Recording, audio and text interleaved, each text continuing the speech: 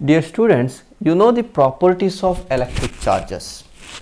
So out of that, if there are similar charges, they repel each other. If there are unlike charges, they attract each other, right? For example, one positive charge and one negative charge. There will be a force of attraction between them. Similarly, if you consider like charges, both positive or both negative, for example, both positive, then what happens? They repel each other, right? They repel each other. Now, on what factors this force or this magnitude of force depends? Of course, there is some force of attraction or force of repulsion depending on the nature of charges.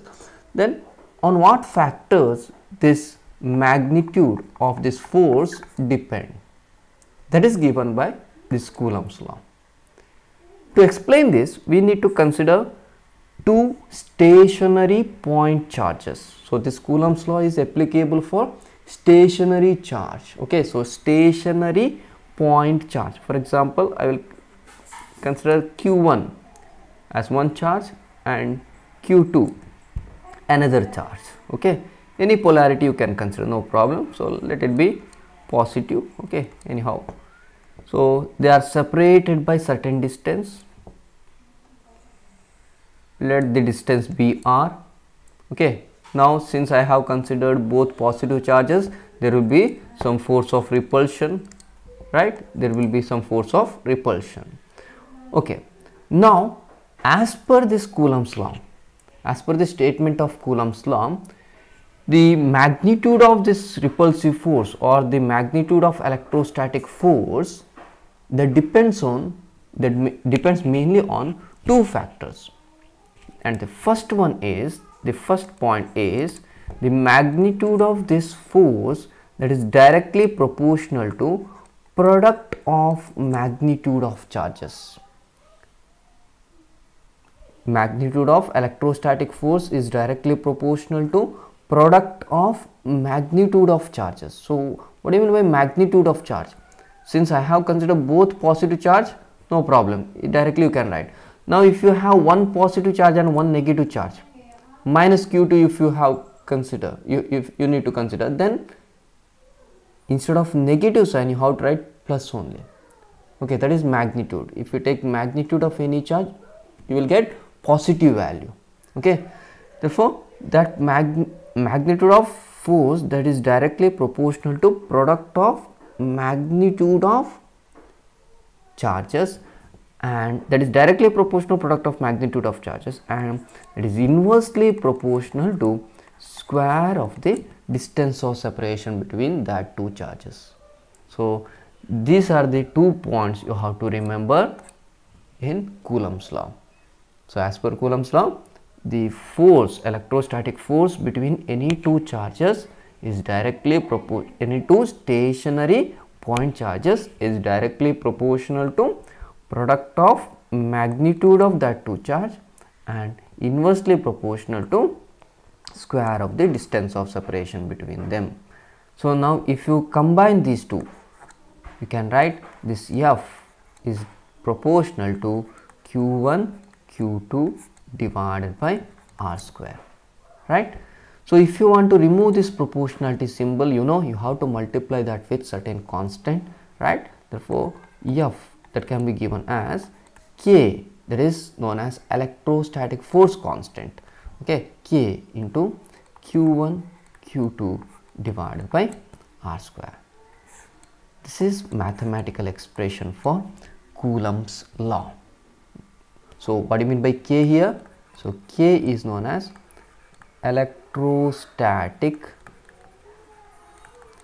force constant.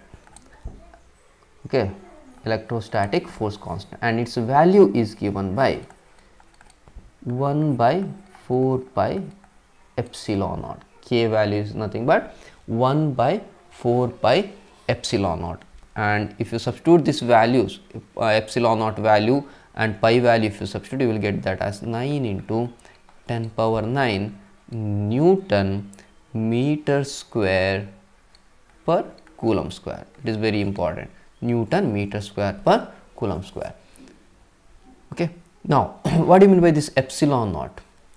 This epsilon naught, that is known as permittivity. Permittivity of free space.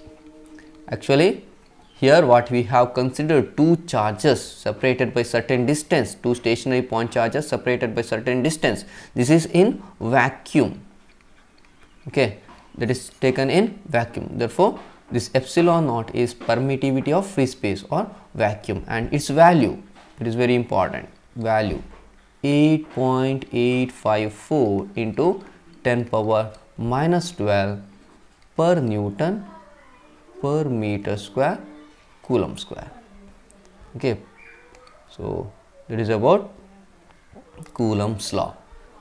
Okay, so statement is very important, and these values, epsilon naught value and k value, right? So how you can state it now?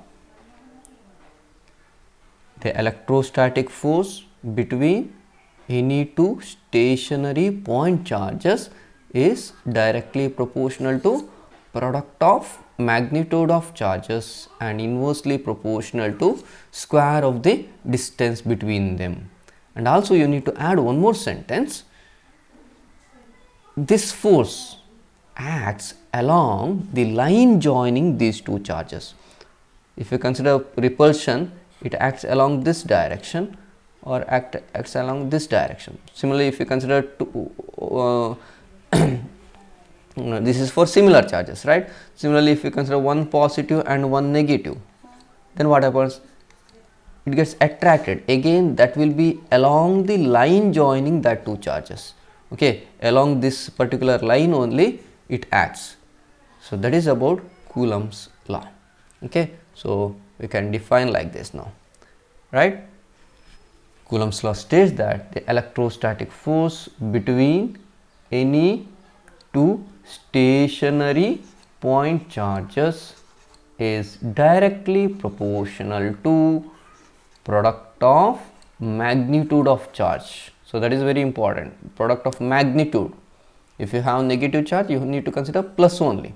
Okay, product of magnitude of charges, and it is inversely proportional to square of distance between them, that means r square, and it acts along the line joining these two charges. So F is proportional to product of magnitude of charge, inversely proportional to square of the distance. So finally we can write the force as K into Q1 Q2 divided by r square, where K is known as electrostatic force constant, and its value, okay, its value how much?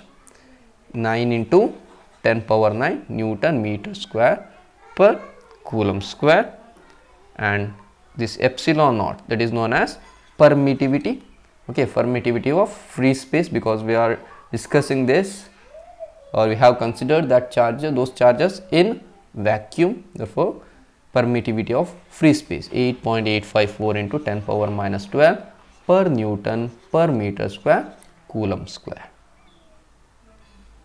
Got it? So very important concept. Usually they will ask this for 2 mark. Okay, yes.